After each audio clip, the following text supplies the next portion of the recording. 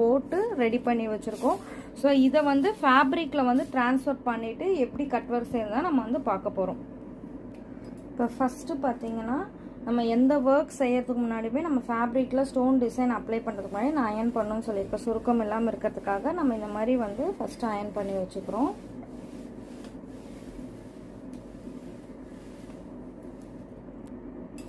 First நம்ம இந்த border design தான் வந்து ஒர்க் பண்ண போகிறோம். இந்த பார்டர் டிசைன் வந்து பார்த்திங்கன்னா அந்த ஒயிட் ஷீட்லேருந்து ஸ்டிக்கர் ஷீட்டை தனியாக எடுத்துடுங்க.